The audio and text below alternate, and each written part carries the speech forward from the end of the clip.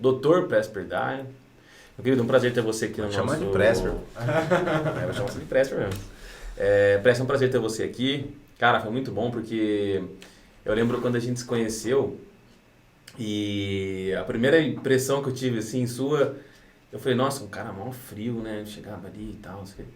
Depois mudou completamente, assim, se conheceu depois e hoje, né, tem essa amizade, a gente conversa muita coisa e eu tenho certeza que hoje você vai conseguir contribuir com bastante aí com o pessoal, com o conhecimento, que bom, com os empresários. Tô aqui para isso, Luiz. Bacana. Presper, conta um pouco aí do contexto em que você trabalha, explica um pouco melhor para o pessoal, o que você faz, tal do instituto. Sim. Na realidade, Luiz, eu sou médico, né? Sou cirurgião plástico, então eu fiz medicina, me formei já faz aí quase 20 anos, me formei em 2003. E comecei a caminhada já muito cedo, comecei com 16 anos, então sempre fui muito acelerado, né? Tem um pouquinho dessa hiperatividade que talvez me motive a caminhar mais rápido do que seria o normal. E sempre gostei, a verdade é essa. Eu me acostumei a viver dessa maneira e sempre gostei e fui caminhando sempre para frente, né? Graças a Deus. Fiz medicina, fiz cirurgia geral em São Paulo, depois cirurgia plástica, depois fiz estágios no exterior, né? Fiquei 2 anos nos Estados Unidos. E aí retornei em 2012, finalmente, né? Final de 2011, ali, início de 2012, para começar minha prática em Taubaté, aqui interior de São Paulo, né?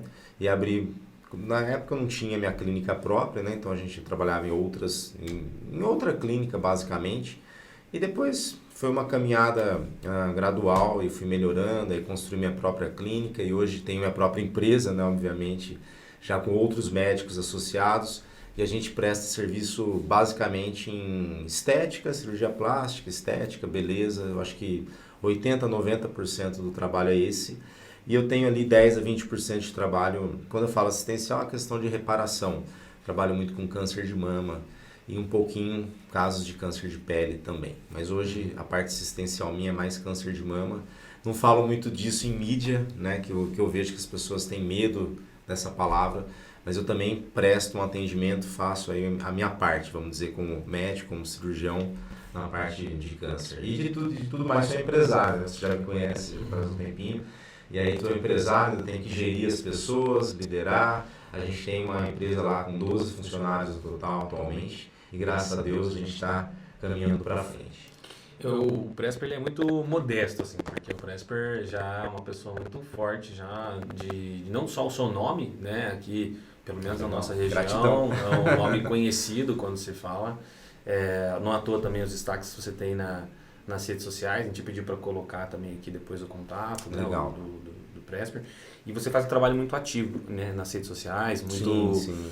E é um outro você tem um outro patamar de trabalho que a maioria muitas vezes, eu acho que o que hoje você pode contribuir é falar um pouco disso também, dessa jornada, porque você era um autônomo, você começa formado como autônomo. Sim. E você, né, frequentou aí as melhores escolas, mas depois em determinado momento você decidiu empreender e se tornar um empresário. Exatamente. E uma coisa que me chama muita atenção, que uma das coisas que você também, né, eu fiz questão de você ser chamado, convidar você, é pela questão de realmente você eu vejo você como um profissional em relação como empresário. Você tem a sua rotina, você faz jiu-jitsu, tem tempo com seu filho, você também faz exercício, né, academia, fora o jiu-jitsu faz academia. Então tem a questão da saúde que a gente fala bastante disso. E não é só porque é médico, a gente tem amigos em comum que a gente sabe também se preocupam com a saúde, tem isso.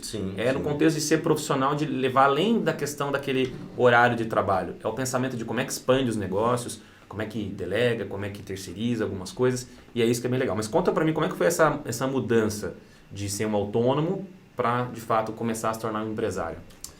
Essa mudança eu acho que veio muito gradual, Luiz. Eu sempre fui um pouco diferente do que a média, vamos dizer, dos meus colegas. Não só médicos, como cirurgiões. Eu sempre tive um incômodo em só ser cirurgião, né? Só ser médico, vamos dizer assim. Trabalhar num período fixo, às vezes trabalhava com plantão antigamente, ganhava meu dinheiro, mas eu não gostava de ser só aquilo. Eu queria algo a mais. Meu propósito é ajudar as pessoas. Basicamente é isso. E eu achava que eu podia fazer mais, a verdade é essa. Falava, bom, eu ajudo as pessoas atendendo, sendo médico. Ponto, legal, estou no meu propósito. Mas eu acho que eu posso ajudar mais pessoas se eu empreender, se eu for empresário. Então, não só eu ajudando diretamente, ali no operacional, vamos dizer assim, mas também com outros colegas, alguns hoje já são até treinados por mim, também oferecendo essa ajuda e a gente potencializando e escalando essa ajuda, né? Esse fator, esse serviço que a gente presta. Então é isso que eu quis fazer. Como o meu propósito é ajudar as pessoas, eu já ajudo como médico, já ajudava como médico, eu vi que dava na realidade para ajudar ainda mais, escalando o negócio e aí entrando em mídia social. Foi até o porquê eu comecei a entrar na mídia social, gravar mais, porque a própria mídia social você ajuda as pessoas através da informação. Então eu falei, bom, de imediato eu vou ajudar as pessoas através da informação e vou atingir um público muito maior. Antes eu atingia só a região nossa, né, a região aqui do Vale do Paraíba. Comecei a atingir o estado de São Paulo. As pessoas por mês você impacta hoje com mais ou menos com o seu Instagram, com as suas redes sociais? Quanto você diria aí por mês? Eu acho que assim, hoje eu tenho postado, a gente conversou, tenho postado sempre TikTok, o Reels, né, do Instagram. E às vezes chega por dia, tenho postado dois posts ali, né? Geralmente bate por dia 40, 50 mil visualizações. 40 mil. E realmente, é o que você falou. Dependendo a sua do dia escala mais ou hoje menos, de né? ajudar, né? Ela toma uma abrangência maior, porque a gente até falou acho que a gente estava viajando uma vez de Minas, né? Tem gente de Minas que sabe e tal. Sim. Então, assim, até foi uma ideia. Eu não vou conseguir operar todo mundo no Brasil. Não é a minha pretensão, não seria essa. Mas é muito mais a informação. Então tem gente que está lá no Pará, que vê uma resposta de uma dúvida que ela tem lá no Pará, que às vezes ela não conseguiu tirar com profissionais de lá e eu tirei a dúvida dela aqui. Legal. Então isso já a ajudou e não necessariamente ela vai vir até mim fazer cirurgia. Tem algumas pessoas que acabam sendo minhas fãs, vamos dizer assim, vem até que eu operei recentemente eu não vou falar o nome, mas uma moça da Angola. Ela veio da Angola, viajou todo período, veio com a mãe, super querida, se ela assistir aí. Legal. É super querida, a gente fez a cirurgia. Então você consegue empaquetar pessoas, não só no Brasil, olha só. Ela falou, lá na Angola tem uma comunidade que te assiste. E eu fiquei muito feliz, falei assim, a gente é sua fã, a gente vê o que você posta, vê as dúvidas que você responde e conseguir impactar as vidas dessas pessoas, mesmo independente se elas vão ser minhas clientes diretas, né, operarem comigo ou não. E a gente não sabe futuramente. Eu estou começando uma formação de alguns colegas, outros profissionais que também prestam atendimento. E se a gente conseguir escalar e formar várias pessoas ao longo do Brasil e de repente do mundo, né, para o país. Eu acho que aí é um ponto que você falou que eu acho que difere bastante mesmo um autônomo, né, que se visualiza e tá tudo certo, mas para um empresário, eu acho que a questão de você falou de escalar. E quando você fala em escala, realmente tem que começar a pensar em outros profissionais, outros técnicos, seja qual área for, se o cara é médico, se ele é engenheiro, enfim, mas procurar outros profissionais, às vezes até melhor que ele, para poder realmente levar isso para mais pessoas. Se o propósito ali foi colocado como ajudar pessoas ou, né, trazer saúde, enfim, na área, e você escalar isso, realmente você falou, não tem como fazer sozinho.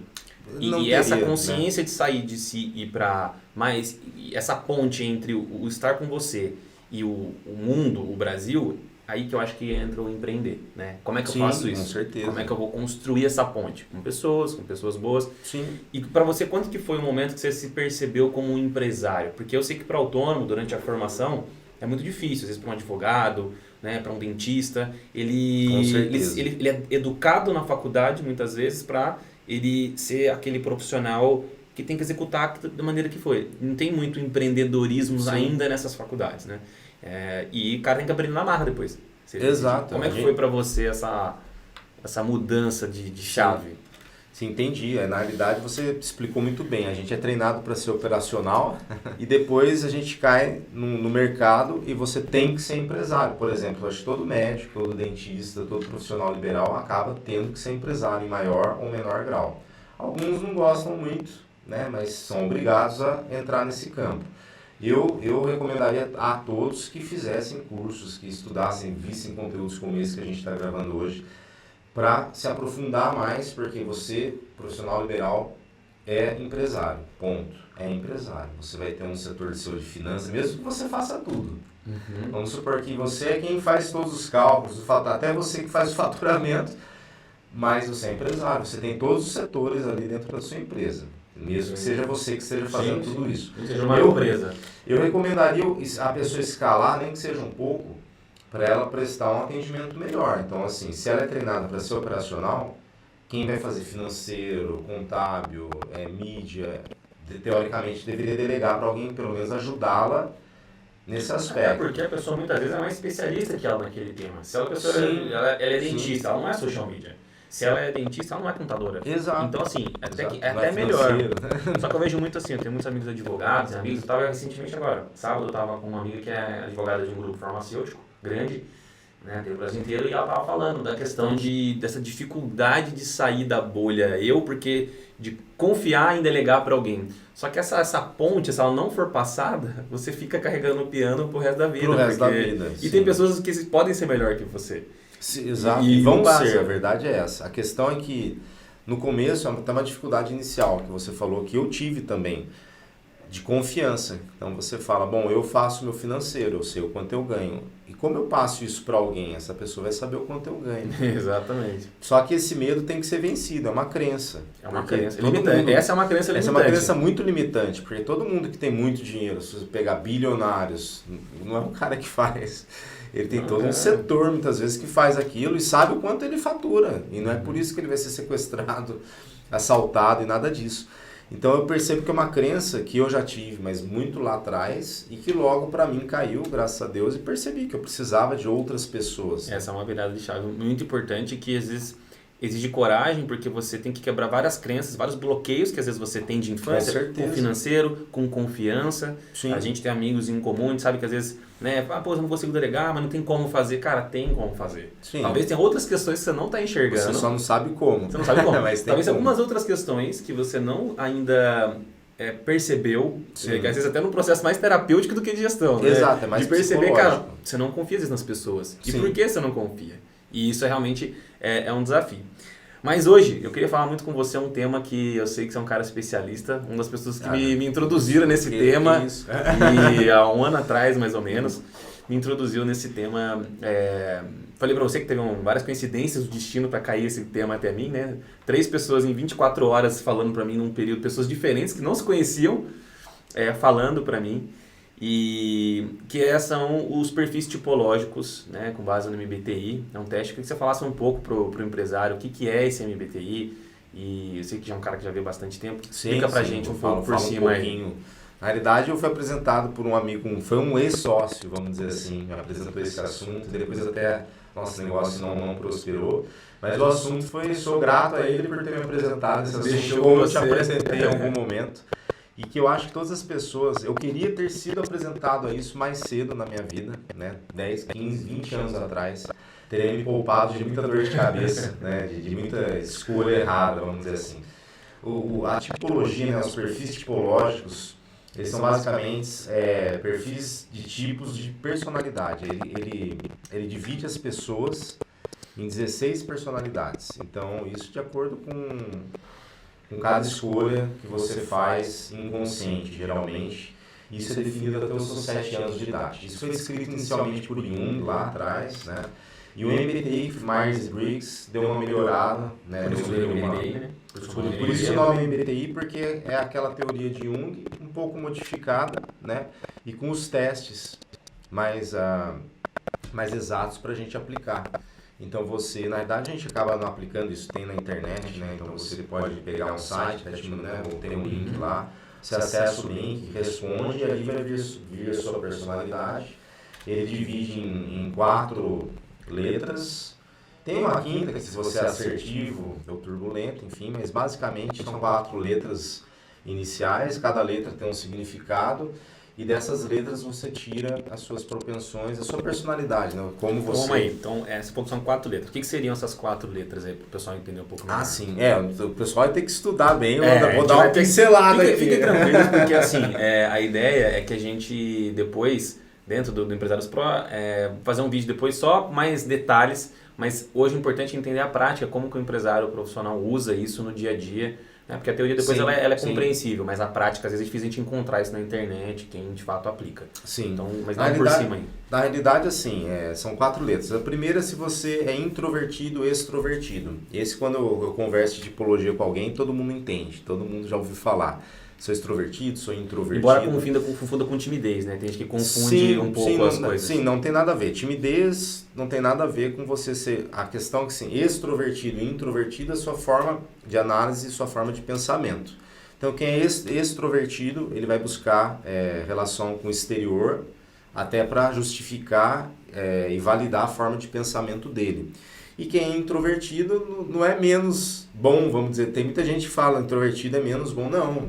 Introvertido é que a forma dele de estudo, de validação, vem interna primeiro, para depois. Então, o introvertido é uma pessoa mais calada, acaba sendo em alguns momentos, porque ele prefere introverter, ou seja, pegar aquela informação que veio do exterior, jogar para dentro, trabalhar aquilo, tirar uma conclusão e aí ele vai acabar falando. O extrovertido não. Ele acaba já tentando trabalhar junto com o exterior e acaba sendo uma pessoa que na prática pode ser que fale um pouco mais, porque ela acaba trabalhando isso muito mais no lado exterior do que no lado interior dele. Mas não quer dizer que um é melhor que o outro. É só a forma como você trabalha as informações, como você valida isso. Esse é o primeiro, né? Introvertido e extrovertido. Depois vem intuição, se você é intuição ou sensação. E aí também, intuição, aquela pessoa mais cabeça na nuvem, né? Que a gente brinca, a pessoa mais das ideias, pessoa mais intuitiva, é a pessoa que tende a ver o futuro para poder planejar o presente. E o sensação já é o inverso, vamos dizer assim, é a pessoa mais pé no chão, mais preto no branco, é a pessoa que tende a ver o presente, já se planejar no presente e não ficar muito viajando no futuro, né? O futuro tem uma capacidade de execução também diferenciada, né? Em relação, acho que é a intuição.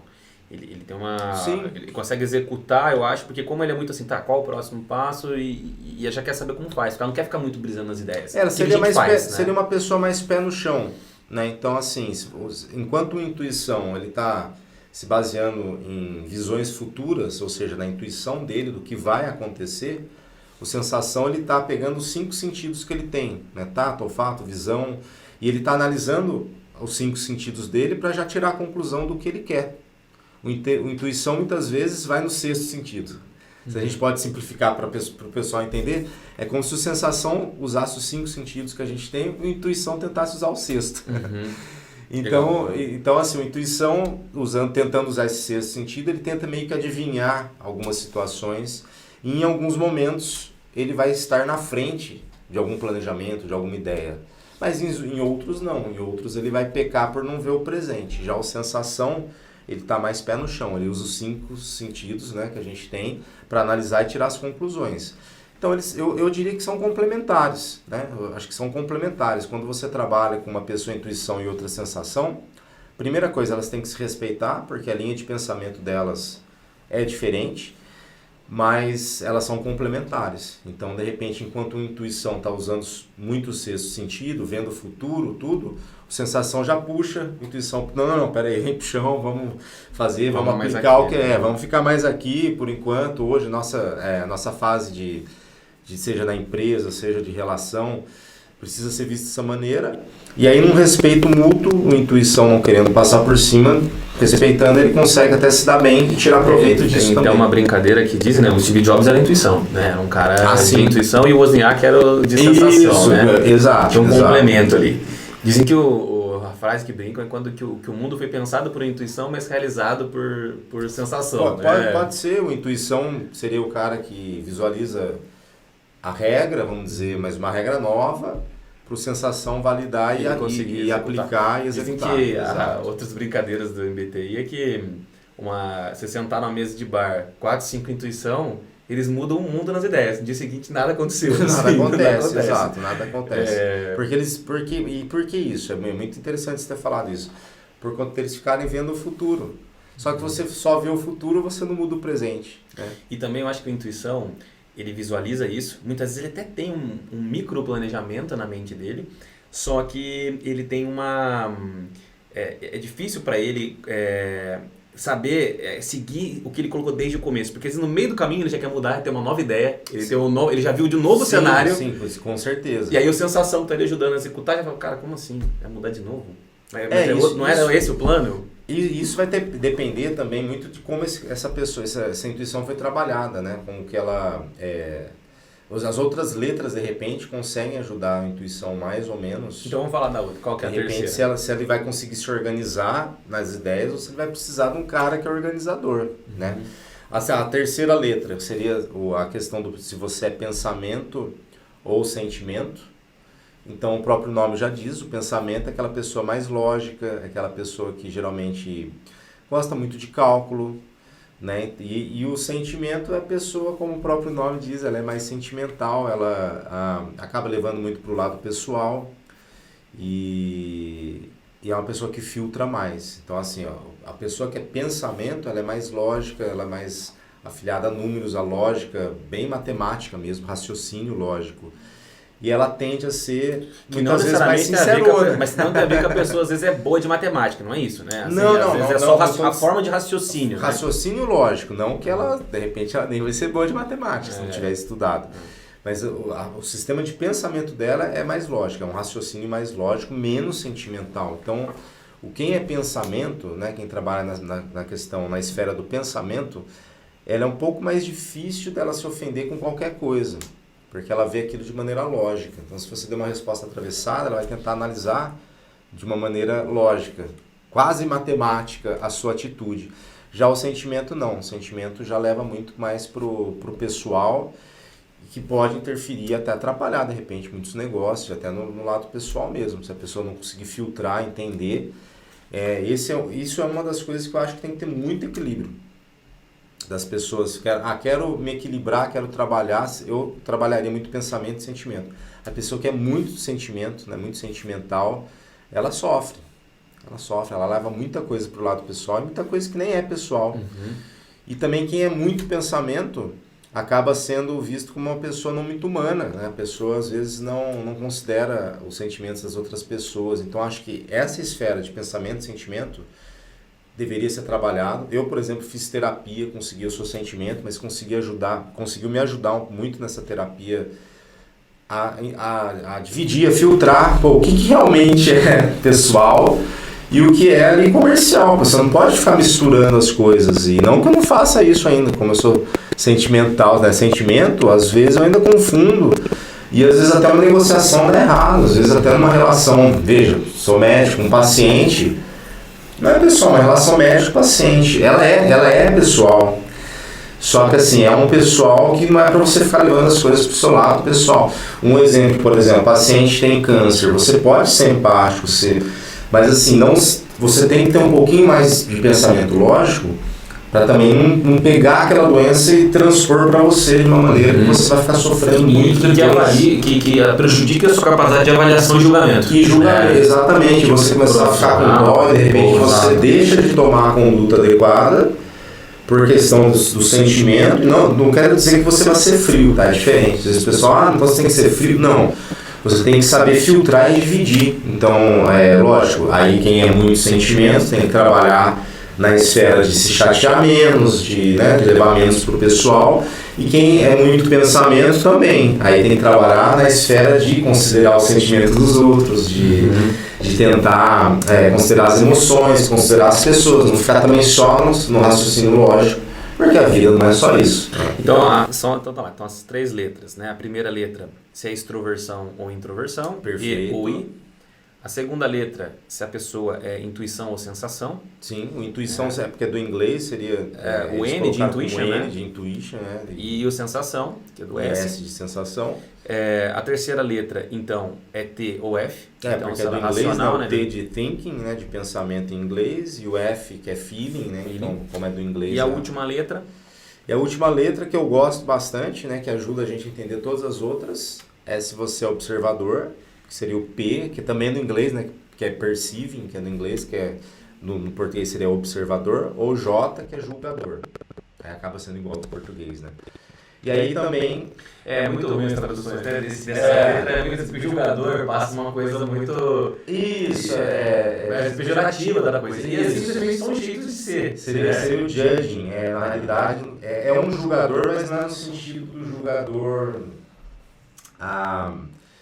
Assim, eu basicamente não gosto da gente ficar julgando as pessoas negativamente ou positivamente. Esse julgador não é um julgador se as situações são positivas ou negativas. É julgador das situações. As pessoas julgam as situações e para ela até poder se programar, se planejar. Geralmente o J é uma pessoa, quando a gente fala julgadora de situações e não sim, bom ou mal. Não é isso. Você Né? tocou num ponto importante, mal. porque assim, para Jung, né, dentro dos perfis tipológicos, o Jung coloca que a primeira letra é como que a gente se recarrega psiquicamente. Então, o introvertido, ele precisa ficar na dele, no canto dele, que ele é o tipo de pessoa, cara, eu não tô legal, eu não vou sair hoje, vou ficar em casa, vou ficar na minha. Exato. O extroversão é aquele cara que fala assim, não tô legal, vamos sair. Vamos pro bar, vamos viajar. Ele precisa da... O introversão, como assim você quer viajar? Você não tá bem, você fica em casa. Exato. Né? Ou com pessoas, né, da sua rede de apoio, pessoas mais próximas. Tem gente que confunde, fala assim, mas eu gosto de ficar com as pessoas, com amigos e tal. O introvertido é isso, são as pessoas mais próximas, a rede de apoio. O extrovertido, ele já gosta de conhecer gente nova, ele se sente recarregado com essa troca com o externo. Ele quer experimentar prato novo, ele quer viajar para outro lugar. Exato, ele é virado para o exterior, então ele se recarrega dessa maneira. Isso foi muito engraçado, porque ao longo da minha vida, eu sou introvertido de essência. Sim, assim, sim. Né? E ao longo da minha vida, muitos amigos falavam assim, vai ficar em casa de novo? Mas de novo, não sei o quê. Cara, pra mim que eu achava maravilhoso. E tinha gente que achava torturante ter essa situação de ficar em casa, ou no seu canto. O pessoal falava, nossa, Luiz, mas você se comunica tão bem, então, mas não tem a ver se comunicar com a questão que a gente falou, as pessoas confundem a introversão com a pessoa ser tímida, e não tem nada a ver. Não, nada você pode ser um introvertido que é um comunicador e tal. Acontece que você, quando se expõe, você se sente muito desgastado, né? Você fica ali, essa troca pro introvertido, ele se sente no final do dia e fala, cara, eu só quero minha casa, eu quero ficar em casa. A troca com o exterior cansa o introvertido e alimenta o extrovertido. Exato. E energiza essa energia. A segunda letra pro Jung é como que a gente, né, organiza a percepção do mundo. Então a percepção do mundo pro intuição, muitas vezes ele tá olhando, como você falou, não é só os fatos ali. Exato. A segunda letra é o que você falou, a percepção do mundo. É como a pessoa percebe o mundo, né? E aí, pro sensação, ele é mais concreta a coisa. Ele tá mais aqui. Então, por isso que, até para a questão do futuro, porque o futuro ele envolve muitas variáveis, que não são palpáveis. Com certeza. E pro sensação, como ele percebe as coisas, como é muito baseadas no que está tendo, existindo, até acho que em conversa uma sensação é diferente. Uma sensação, ele geralmente, assim, eu acho que ele prefere falar mais de coisas concretas, eventos, pessoas, situações, trabalhos. O mundo ao seu redor. O intuição fala mais de ideias. Até no teste, no MBTI tem lá, né? Você gosta de ideias filosóficas, construir, não sei o quê. O intuição já gosta de ideias, conceitos. Então, você está observando a gente aí, talvez no seu negócio, você percebe que muitas vezes você gosta de discutir conceitos, você é uma pessoa que gosta de ideias, desenvolver um assunto emenda no outro, provavelmente tem grande chance de você ser intuição. Em contrapartida, às vezes você tem um colaborador, um braço direito, a sua esposa, um marido, sócio, sócia, e você tem uma pessoa que é muito concreta, tá, esse papo aí, mas o que a gente faz e tal. Talvez são só essas diferenças que, como o Presper falou, tem que ser um complemento do outro. Sim. Né? Nenhum é muito bom, nem o outro não é isso. É você mesmo, né? A sua esposa, ela é sensação, né? E você é intuição. Exato. E o que bom, né? Porque ela consegue trazer você pro... Com certeza, quando você tá viajando muito, ela, volta pra terra aqui e vamos seguir o caminho. Cecília, um beijo pra você aí. Ainda bem que você é sensação, viu, Cecília? Aqui, tem que falar aqui, né? Então, assim, e aí a terceira letra é como as organizações são dispostas, né? Você vai preferir os fatos, o que de fato aconteceu, e aí o racional ele prioriza o que aconteceu. Sim. Mas a pessoa vai ficar chateada. Então, mas aconteceu isso aqui, infelizmente a gente tem que fazer isso aqui. E aí, por um sentimento, ele não, cara, mas a pessoa vai ficar chateada, não custa nada ali, talvez deu o racional. Não. Então, muitas vezes, até eu vi um cara que eu admiro bastante falando assim, né? O sentimento é aquela pessoa que ela tá vendo que a outra tá com frio, ela vai lá e cede a blusa dela e tal, porque, putz, sacanagem, a pessoa tá ali, eu consigo. O racional é assim, putz, cara, estamos com frio. Entendeu? Estamos com frio e... Você falou uma coisa certa, a gente está falando em empatia. Quem é sentimento tende a ser mais empático. Entendi. E quem é pensamento tende a dar a sensação que é menos empático, mas não que a pessoa não possa trabalhar isso. Exato. Pode sim. Eu vou, na sequência, a gente comenta aí sobre as questões até... O que é legal, às vezes, ser uma pessoa empática e dentro da sua empresa, o que seria legal pensando nisso? Uma pessoa empática, você concorda que se ela tem essa potencialidade ali... Não é o ideal ela ficar trabalhando só com planilha? O ideal é que se uma pessoa empática, ela tenha... Claro que ela pode ser que trabalha com planilha, mas digo assim, se você tem essa potencialidade e a pessoa, eles têm dois, uma pessoa que não tem essa... Ela é mais fria, mais tal... Você vai colocar essa pessoa, às vezes, para fazer um atendimento? Depende muito da situação, mas Tem assim... que analisar bem. Porque na maioria dos casos, não são todos, porque tem casos que realmente é bom você colocar uma pessoa racional para você não cair também nisso que você falou. Mas o cara fica com dó, o cara começa a colocar na situação da pessoa, o cara cede crédito no banco. Aí o cara cede crédito no banco, daí a pessoa começa a contar uma história. Ah, tadinho, nossa, eu não vou dar um jeito aqui de conseguir para ele. Então assim, não é bem, então cada caso é um caso. Mas, no geral, do tratar do RH, de pessoas que vão trabalhar com isso aí, embora tenha que saber separar as coisas, mas é ideal que uma pessoa que consiga enxergar, ter uma facilidade de entender o contraponto no outro, trabalhar essa empatia. E a última letra que você falou, né, do jogador, é uma letra mais difícil em algumas situações, mas eu gosto de usar a denominação assim, flexível e um pouco mais do sistemático, rígido, né, do rígido. De novo, a gente tem que tomar cuidado porque as pessoas olham muitas vezes só para as palavras literais e fica assim... Então é bom ser flexível e é péssimo ser... Depende, são situações e situações. Acho que é um equilíbrio, né? É um equilíbrio, né? Chegar... Para Jung mesmo, esse conceito da gente trabalhar os dois, que nem você falou que desenvolveu o outro lado, né? Como F você desenvolveu o T, você começou a desenvolver. Para algumas situações, sim, porque senão você sofre mais. Você sofre. Eu acho que assim, nem você falou, atendimento de recepção, né? Já chegando para uma empresa, né? Como é que a pessoa que está assistindo vai entender como ele vai usar esse conhecimento? Se você pegar uma empresa, você analisa as letras e entende o funcionamento disso. E depois tem as classificações, que todo mundo acho que recomenda vocês darem uma lidinha, né? Quem está assistindo, em cada um, né? E aí você aplica esse teste no seu colaborador e você vai entender o porquê que determinado colaborador, determinada colaboradora é boa para ficar na recepção ou não, né? Exato. Então, assim, tem algumas personalidades que são melhores para público, para essa interação com o público, como você falou. Você colocar uma pessoa extremamente de pensamento, que não tem essa conexão de sentimento, numa recepção, pode te dar problema. Exatamente. Você pega uma pessoa introvertida alta, uma pessoa que é racional alto, e você coloca uma pessoa ali para fazer um atendimento ao público, ela pode até fazer bem porque ela foi treinada, mas não é da essência assim, dela. Vou te dizer poucas chances dela fazer muito bem aquilo lá.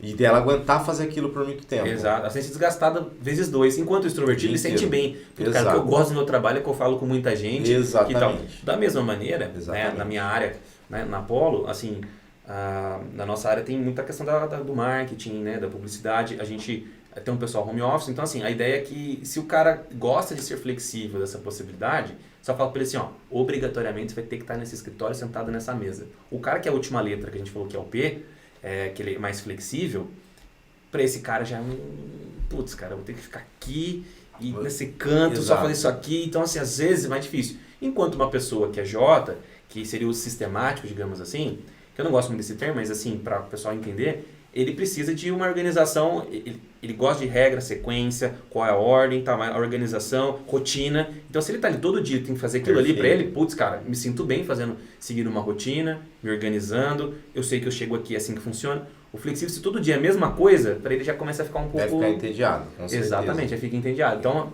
eu queria me aprofundar com você nisso. Como que você vê que esse conhecimento ele te ajudou na prática, quando você compreendeu, você falou até de...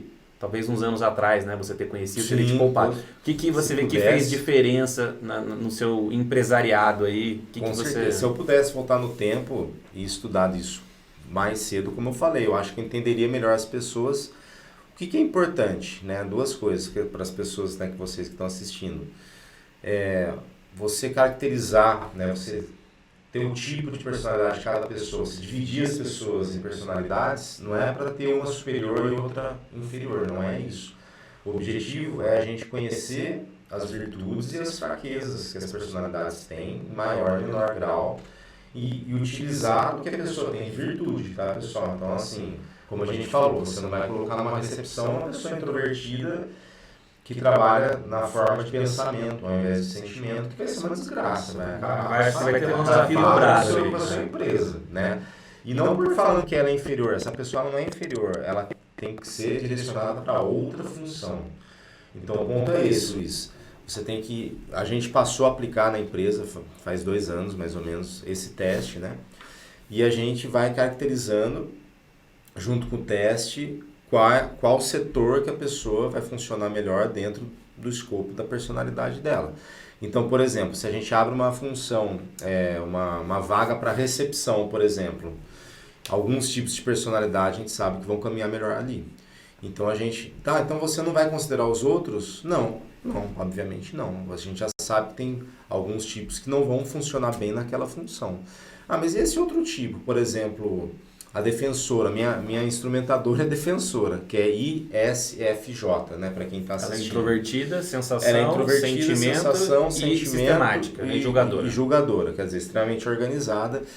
E ela é minha instrumentadora, quer dizer, a relação que ela tem não é com muita gente, é comigo, com um anestesista, com uma circulante de sala na cirurgia, e ela funciona perfeitamente bem. Né? Assim, é perfeita na função dela.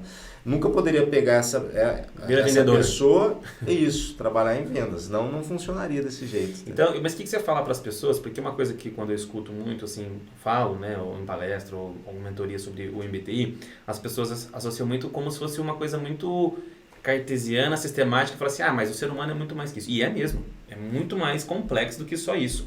Agora, isso facilita bastante pra gente, porque você tem, às vezes, 100 currículos para analisar. Algum critério você tem que ter ali. Não dá pra você, às vezes, você limitar 100 pessoas num contexto que você tá.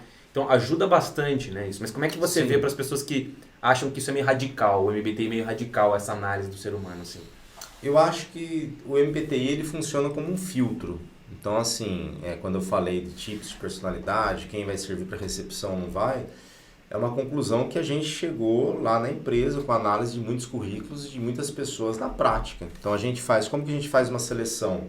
Além de aplicar a tipologia, então a gente sabe ali o tipo de personalidade, tem outros testes que caminham junto. Tem o DISC, né, para ver a dominância. Tem outros testes que complementam. Esse teste não é definitivo, tá, pessoal? Não vai se basear só nele para fazer tudo na sua vida, senão você também pode cair do cavalo.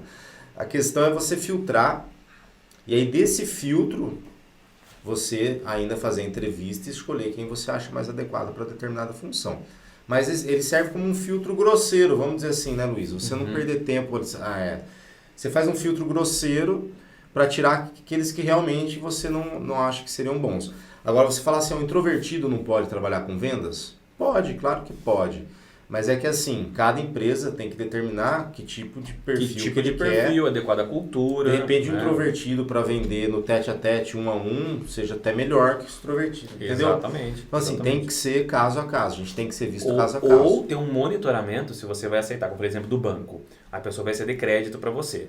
Se a pessoa ela é muito emocional, muito preocupada com as pessoas e muito assim, talvez você tenha que observar. Se você começa a notar que ela tem uma tendência a isso, e de fato isso começa a comprovar numericamente pelo acompanhamento que tem que ter também, seja em venda, seja em qualquer outra área, se a pessoa começa a ter realmente mais crédito que todos os outros, talvez seja um ponto de você tentar entender, só que você já tem um bom indicador do que pode ser. Sim, você já tem um start. Né? Você tem um start. Começo. Então, é uma ferramenta que muita gente fala assim, mas será que o MBTI é meio radical e tal? Ainda que fosse, pode ser uma análise mais radical, assim, para alguns que não conhecem, né, olhando de fora, há de se concordar que se você tem uma população, uma amostra com 1000 pessoas e tem 16 tipos que podem dar, alguma coisa em comum vai ter, a gente até falou isso um pouco antes, certeza. Alguma coisa em comum vai ter as pessoas que deram essa resposta.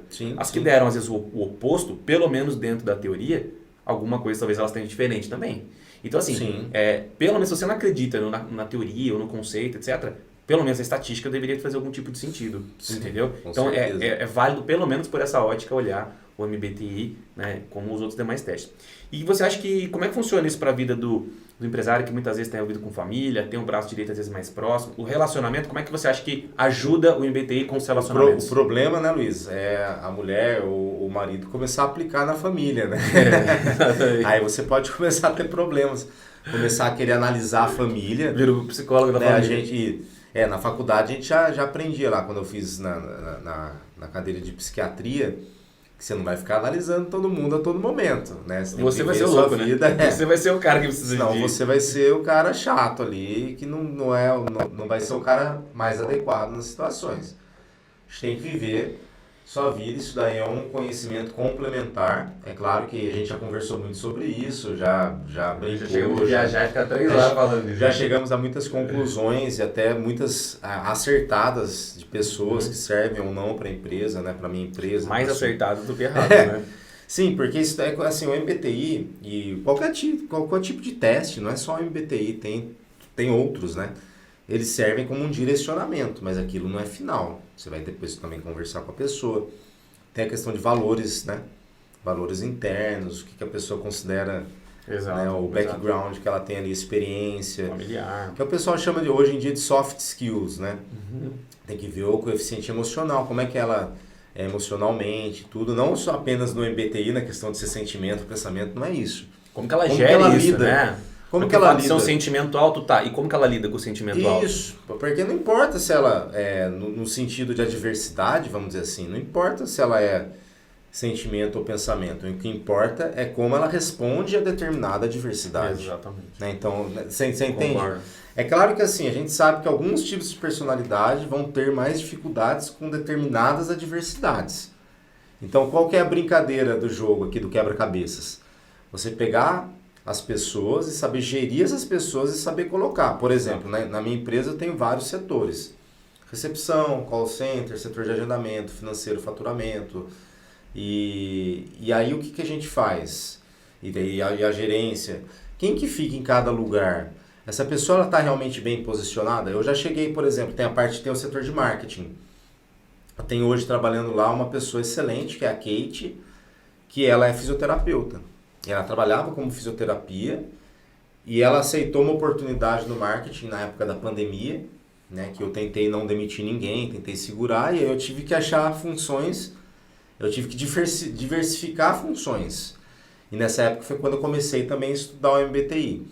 E aí a Kate, que é fisioterapeuta, tem uma personalidade bacana, que é P e tudo, consegue trabalhar bem, foi para o setor de marketing, foi treinada, estudou e se deu super bem.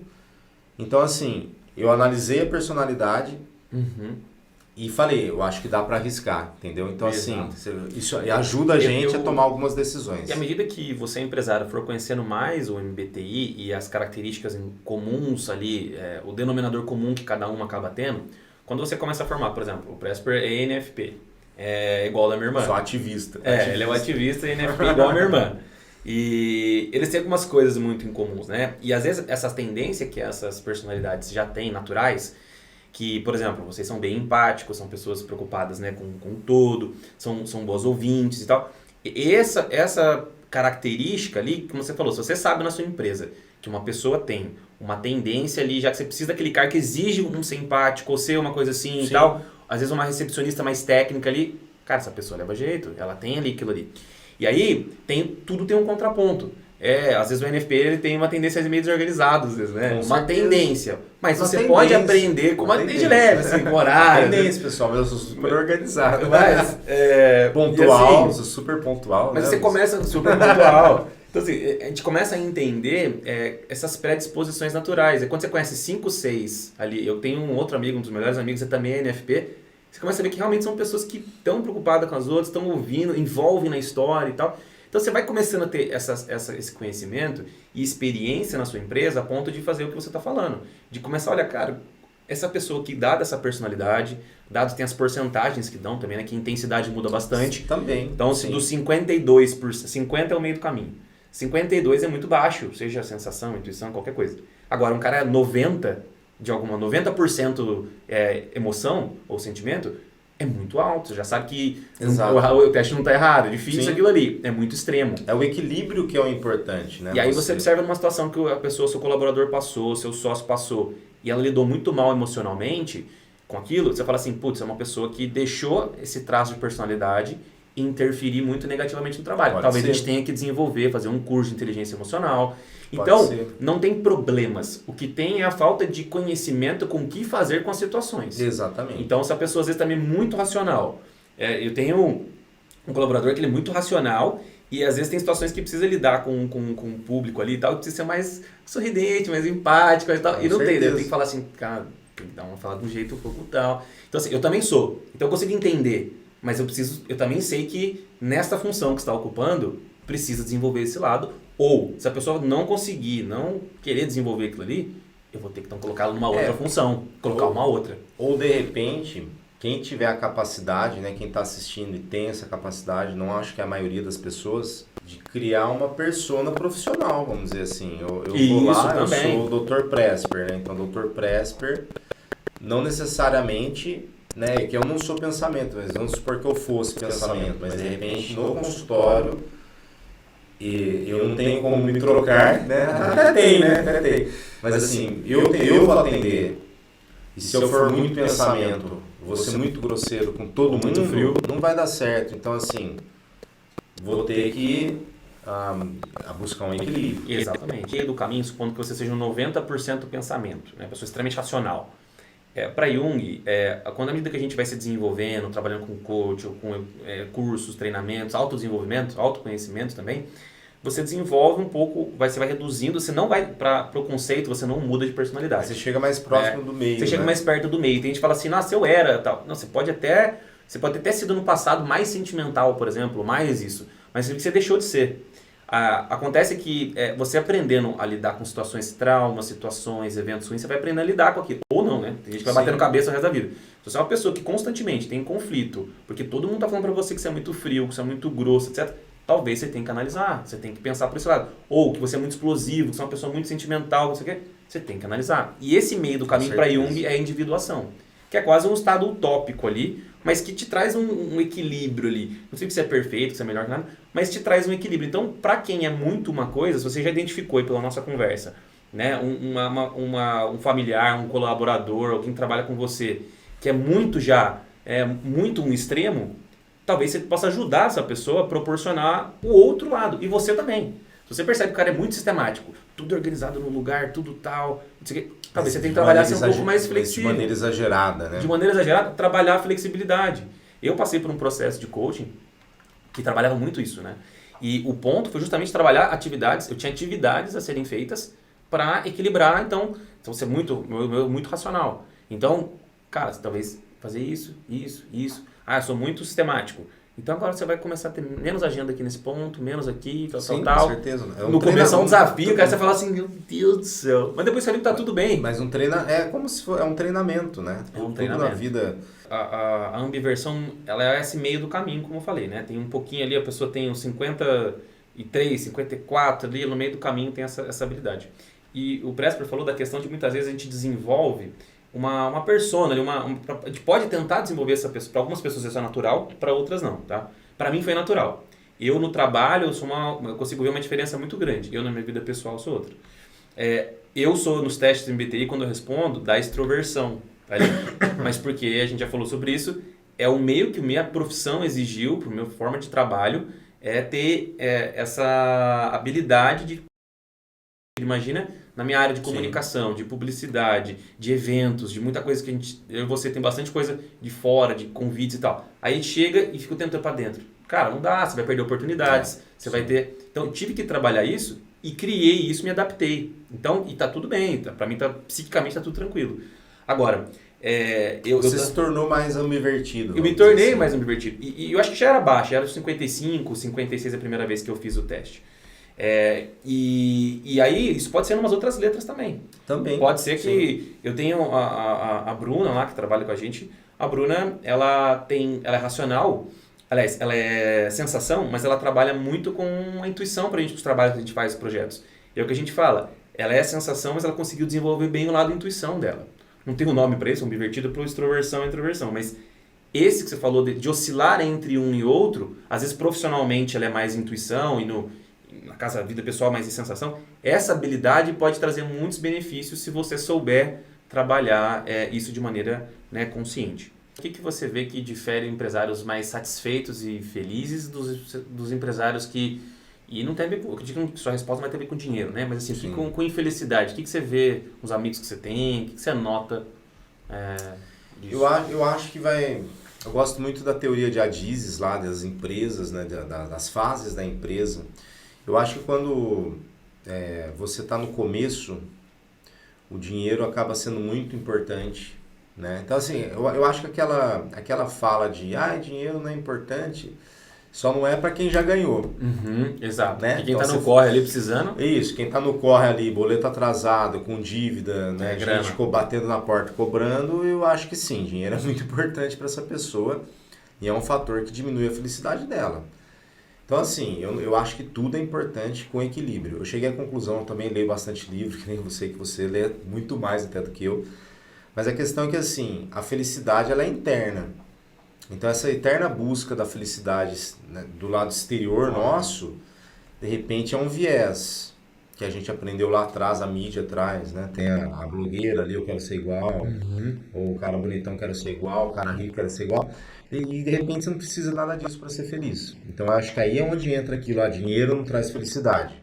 Porque eu não preciso ser bilionário para ser, mas eu tenho que ter um mínimo de dinheiro para outras coisas não tomar conta do não, seu e dia a no dia, dia a dia, assim, porque se você tiver morar. com fome, você vai ser menos feliz, enfim. muitas Base coisas. Maslow, né? Você tem que resolver um basiquinho aí, Exato, né? você tem que resolver problemas de segurança. Então, assim, o cara que... Pensa assim, se dinheiro, sucesso e felicidade. O cara morando no Brasil com pouca segurança na rua ali, ele já é menos feliz, entende? E ele pode ter muito dinheiro. De repente, até muito dinheiro, até ele vira mais alvo. Quer dizer, fica menos feliz. Né? Mas assim, começo de empresa, falando para o empresário, né? Começo da vida, do que eu tive de experiência, dinheiro era importante. Né? Então, a minha felicidade se baseava, sim, em tentar vender e ganhar dinheiro. E a Diz até fala, tem que vender no começo. E né? tem Você que vender. Sim, a Diz fala. Primeira fase lá, tô na infância da minha empresa, eu tenho que vender. Eu tenho, primeira coisa, ganho dinheiro, depois eu pergunto quais são as contas que eu tenho que pagar. Aí passada essa fase, à medida que você vai evoluindo, amadurecendo, não só como empresário, mas como pessoa, aí sim, eu acho que o dinheiro, mas uma vez que você já ganhou, já está confortável e tem um mínimo ali para você, sua família, e aí sim você começa a ter as outras necessidades. Uma delas é a necessidade de segurança, né? Outra fisiológica, você comer, você tá bem de saúde, né? O que a gente estava conversando. Eu acho que a gente tem que cuidar da nossa carcaça, do nosso corpo. Sim. Né? E você estando bem de saúde, estando bem fisicamente, até esteticamente, que é o que eu trabalho, te deixa com a autoestima lá para cima. É o que eu vejo até nas pacientes, né, gente? Eu opero lá, você vê que melhora a autoestima com a melhora da beleza, com a parte física também. E aí você vai caminhando, Luiz, no que eu acho assim, na busca da felicidade, ela é interna, mas é interna na busca disso que a gente está falando. Então você ganhou dinheiro, você garantiu que você e sua família estão em segurança, você garantiu as necessidades fisiológicas, você faz uma atividade, mantém a sua beleza tanto interna como externa, mantém seu mental equilibrado ali, e aí vai na busca do que eu sempre recomendo para todo mundo, algo de espiritualidade. Tá? Não vou falar de uma religião específica, mas você ter algo acima de você para completar todo esse sistema, aí eu acho que você vai conseguir ser feliz. E veja que eu não estou te falando de viajar, de comprar carro, de comprar relógio caro, de comprar sapato. Apesar que para mulher, né, pessoal, às vezes... O sapato nunca é demais, né? Às vezes o sapato agrada, deixa feliz ali momentaneamente. Mas assim, seria o equilíbrio desse processo todo. Pensando na questão do empresário, eu acho que primeiro vender, ganhar dinheiro, aí depois ir caminhando à medida que está mais seguro, tanto financeiramente como na família, e ele como de uma maneira geral, investir na parte fisiológica, saúde, né, rotina, e aí ir evoluindo até você chegar numa felicidade, não vou dizer plena, que não existe felicidade plena, mas chegar num equilíbrio, num bem-estar, vamos falar, numa sensação de bem-estar, que seria... Para mim hoje a felicidade é aquela sensação de bem-estar. Tô bem, não tô doente, tô financeiramente bem, né? E aí, para completar ali a cerejinha, entra tanto a meditação quanto a espiritualidade, né? Que é o que eu recomendo quem está assistindo fazer. Legal você ter falado isso. E por que você acha que esses elementos como meditação e tal são importantes? O que você acha que eles compõem na vida de um empresário, a importância disso?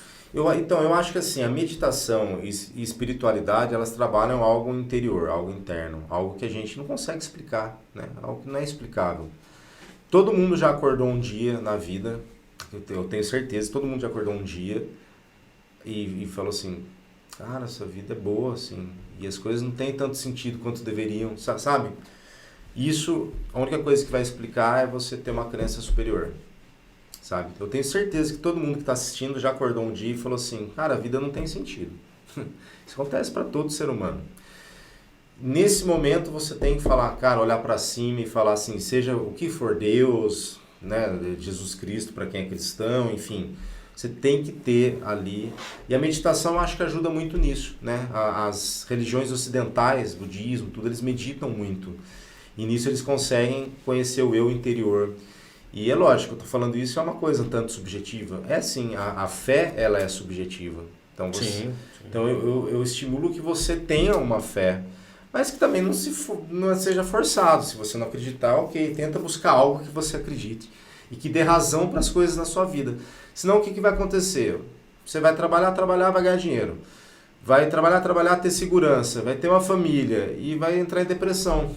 Você entende? Porque chega uma hora... Fica muito vazio, né? Fica Queria o dinheiro até dinheiro. o que um amigo meu fala. É um anticlímax. Depois que você atinge Porque o empresário ele quer atingir o topo.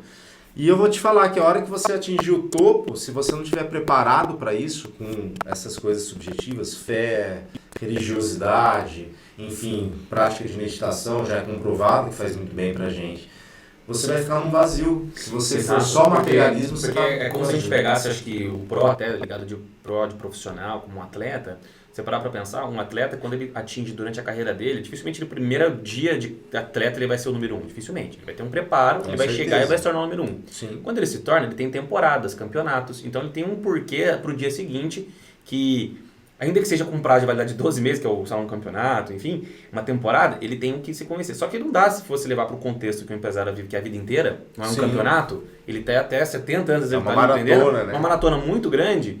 Se fosse só o que o atleta vive só do dia de amanhã, o campeonato de amanhã, tudo bem, mas ele tem a vida inteira. Então ele tem que ter alguma coisa a mais, porque quando ele chegar nesse topo, ele não tem um campeonato de amanhã, ele não tem ele tem que criar isso dentro dele, ele tem que se conectar, eu acho que você falou, né, com algo maior, alguma coisa assim, para ter que, nesse jogo de longo prazo, sustentar esse jogo de longo prazo. Fica muito vazio se for só o dinheiro, porque dinheiro nunca vai chegar vou chegar a 1 milhão para trabalhar. Mentira, quem chegou em 1 milhão quer fazer 2, Você sempre vai querer, você sempre vai poder ganhar mais, vamos dizer, trabalhar mais, fazer mais. Só que tudo isso acaba sendo um vazio no final das contas, principalmente para quem atinge, tá? Né? Quem está assistindo, às vezes ainda não atingiu um volume financeiro e tudo, e vai falar assim, mas que o Presper está falando, né? Mas o dia que você atingir é como se você estivesse subindo uma montanha. E aí você atinge lá no topo da montanha e você vai olhar de cima para baixo e vai ver todo aquele mundo e vai olhar para trás e vai falar assim, bom, estou no topo. E aí? E agora? E agora? E agora eu vou o quê? Eu vou descer? E você acha que o propósito ajuda nisso? Dessa caminhada, de ter algo... Porque também é algo a mais. Independente para quem tem religião ou não, acredita ou não, o propósito ele não está ligado a uma religião, né? O propósito, vou te dizer, é quase religioso. É quase religioso. É quase religioso. Essa é boa. O propósito é quase religioso. Ou deveria ser. Então, assim, Simon Sinek, né, que veio com essa ideia de propósito, por que você faz as coisas. E eu sempre tive um propósito. Então, eu entendo hoje, falo assim, de repente eu tive sucesso. Porque eu lembro eu com 14 anos de idade que eu já tinha o propósito de ajudar as pessoas. Eu só não sabia exatamente como, mas eu sabia que eu ia fazer.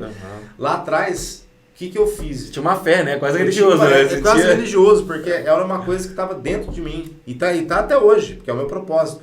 Mas assim, por isso que para mim foi claro, quando a gente estuda propósito, para mim ficou, mas eu sempre tive. Então assim, eu acho que o propósito, ele é como se fosse, ele dá vida a alguma coisa que poderia ser inanimada. Você realizar uma cirurgia, por exemplo, pode ser inanimado. Você vai concluir e acabou. Perfeito. Quando você tem um propósito, tarefa, né? ele te dá uma coisa que não é... palpável. Ele te dá uma coisa muito mais, acho que, no entorno daquilo que te preenche. Com certeza. E que gera impacto para a pessoa. Com certeza. Não é simplesmente, te operei, pode ir embora, próximo. Não é uma esteira, né? Sim, de produto. Foi bem comentado, a cirurgia, um ótimo exemplo. Eu vou lá, atendo exames, cirurgia, eu não estou realizado. Agora a pessoa chega no meu consultório e fala assim, doutor, o senhor mudou a minha vida. Esse é o ponto. Transformou, eu não conhecia essa pessoa que eu sou hoje. E aí eu realizei o meu propósito. Nesse momento, entra aquela energia e fala, bom, é por isso que eu estou vivendo. Então assim, legal. Vou te falar, por isso que eu falei, é quase religioso.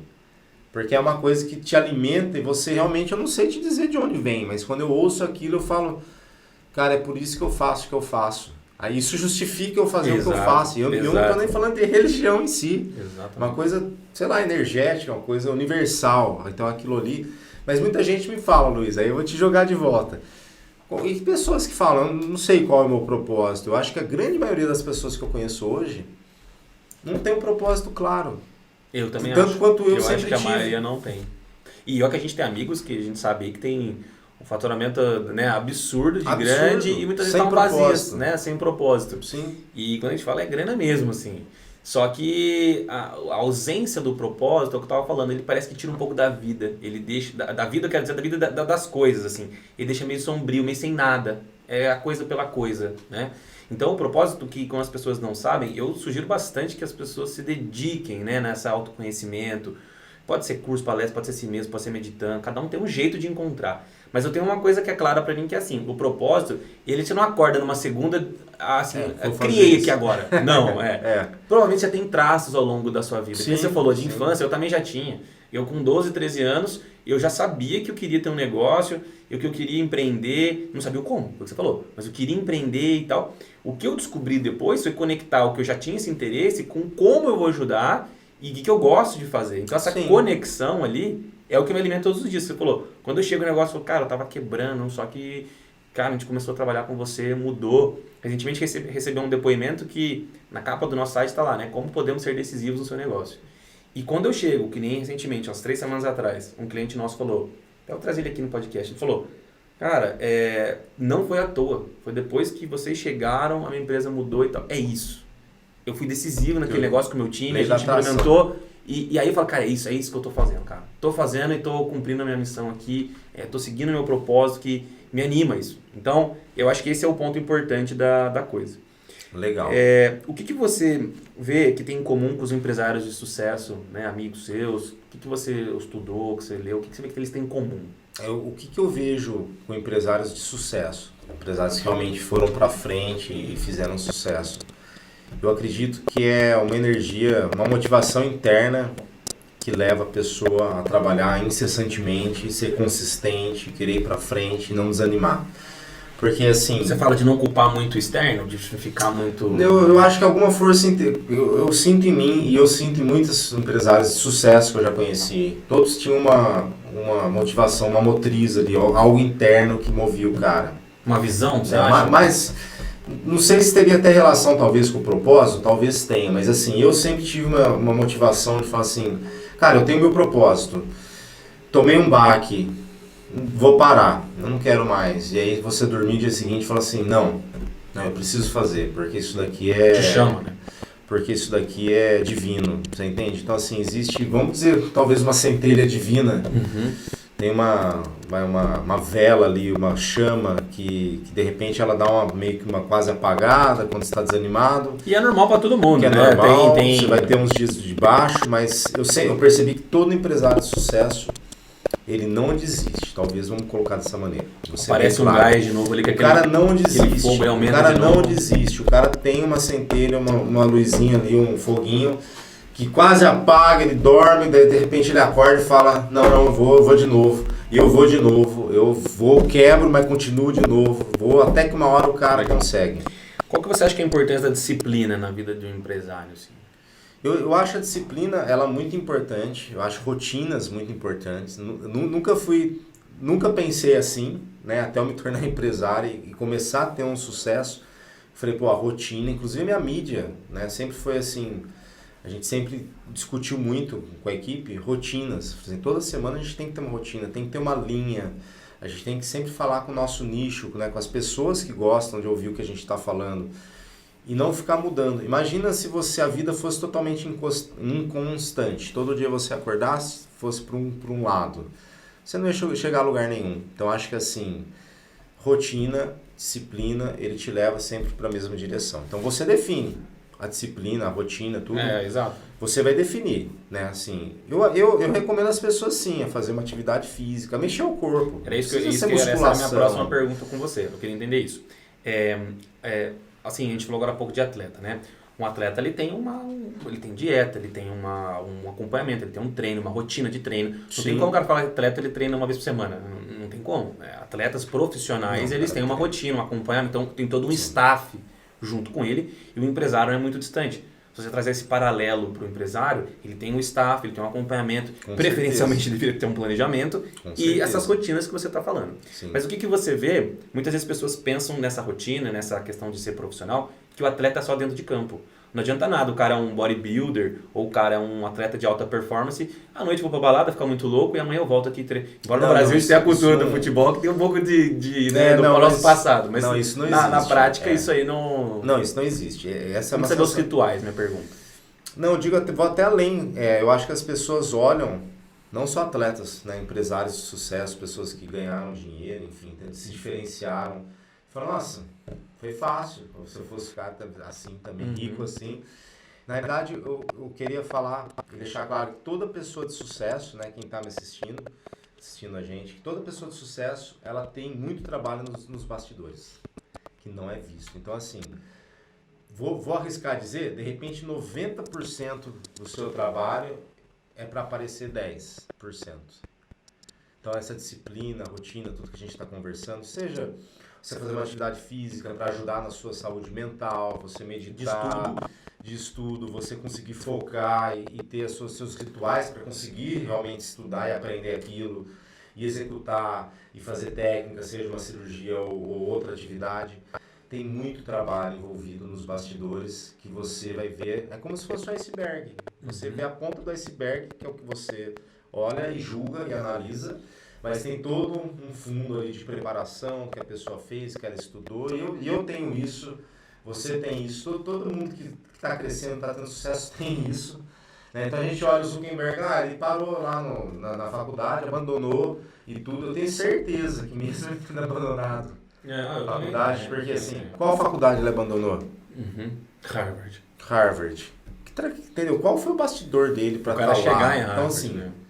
eu já fui para Harvard. O próprio Bill Gates, né, ele tem um documentário dele e mostra a questão da disciplina com a leitura. Ele tem uns momentos rituais que ele se isola em determinados momentos, numa casinha que ele tem há muitos anos lá, e aí ele trabalha, né, que o pessoal fala dos dois modos do cérebro, né, o modo difuso e o modo concentrado. Concentrado está realizando ali uma cirurgia e tal, uma lente. Outra coisa difuso, que as pessoas acham que é quando está mexendo em redes sociais. Redes sociais não é modo difuso, está concentrado. O difuso é a hora que você tá caminhando, você tá andando, é o momento eureka, né? Eureka moment lá do cara tá no banho, e aí vem aquele insight pro cara, porque o cérebro tá no modo. O Goleman fala muito isso no livro do Foco, né? E ele fala dessa questão desse outro momento. E isso é parte do ritual. O Steve Jobs tinha caminhado em volta de um parque. Então as pessoas acham que, mas o cara realmente parou de estudar, mas é porque ele é muito rico, ele não precisa. Cara, eles têm os rituais. Eles continuam. E isso que eu ia falar, a gente só vê 10%, a gente só vê a ponta do iceberg. Se você voltar e ver o histórico de vida, o que o cara faz no dia a dia, fez no dia a dia, o quanto ele trabalhou, o quanto ele carregou o piano. Exato. Não é glamour, né? Não é aquele luxo que vende, né? Não é à toa que ele chegou, que as pessoas chegam nesse sucesso todo. E quanto que você acha desse sucesso, ali, que você falou até do iceberg, quanto que você diria desse iceberg também é uma parte de técnica, de gestão, e quanto que é psicológico também? A psicologia da gestão. Então, a gente, né, recente, conversou bastante com nossos amigos, né? Enfim, a questão é que eu acho que muita coisa é psicológica, é o que eu falei. O que é essa motriz interna? Isso é psicológico. Né? Isso vem, quando eu falo interno, mas é cerebral, né? É de como você se sente, como o seu cérebro faz a leitura do seu exterior, do seu interior. Então, assim, vamos dizer talvez 70%? Eu acho que vamos deixar assim, 70% é esfera mental, esfera psicológica. Na verdade, tem os princípios herméticos, né? Você já leu? Lembro. Você já leu tudo, lembro dessa Os matéria. princípios herméticos. O primeiro princípio é o mental, o mentalismo. Então, assim, Tony Robbins fala muito Tony Robbins fala isso. na O programação. Tony até fala mais que 70, acho que ele fala 80, 90. A programação neurolinguística, para ele, tudo começa no mental, tudo começa na sua visualização. Por isso que eles fazem muito exercício. Pega um papel, desenha a sua família daqui 10 anos, quantos filhos você vai ter. É visual, né? Visual. Porque nosso cérebro, ele precisa ver, né? Exato. Você tem que colocar aquilo, seja num papel, num livro, num caderno, seja no seu próprio mental, você conseguir imaginar, as pessoas que têm mais facilidade de imaginar isso, e para você poder conquistar. Então o cara sempre fala, para você conquistar, você tem que primeiro mentalizar e conquistar. Senão, E como é que você vai fazer isso com o Ribeiro psicológico fala isso alterado? também. Larry Ribeiro, né, que foi muitos anos. Mas como é que você faz se seu psicológico estiver alterado? Se tiver em depressão, você não vai fazer, né? Então, por isso que eu falo, 70%, talvez até mais, até 80% mental bom, psicológico bom, e aí você faz um bom planejamento, e aí você faz um bom planejamento, né? Mas eu vou te dizer, eu sei que você gosta muito de planejamento, vou falar aqui no ar, podcast é bom que dá umas assim, né?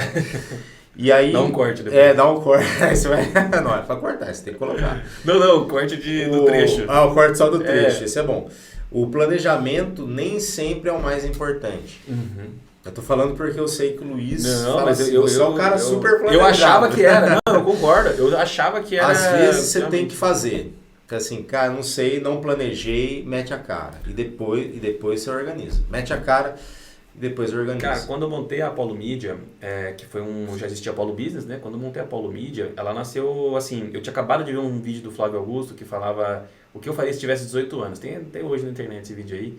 E aí ele foi falando uma coisa muito prática, muito ali e tal, eu acho que ele é sensação, ele é bem prático, vou fazer isso, executo isso aqui e tal.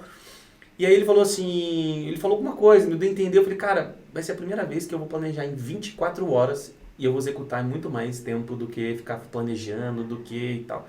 E eu fiz o planejamento da Apollo Media, na época era para vender 20 espaços publicitários nas televisões, né, das padarias, das academias, 20 em 45 dias.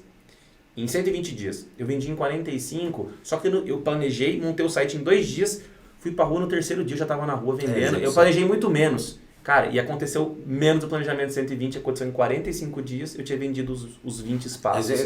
Execução. E aquilo ali foi uma mudança de chave. Eu falei, cara, a parada é excelente planejar, mas a execução, principalmente quando você está numa etapa de começar um negócio ali, que obviamente, dependendo da proporção, você realmente precisa de um planejamento muito maior.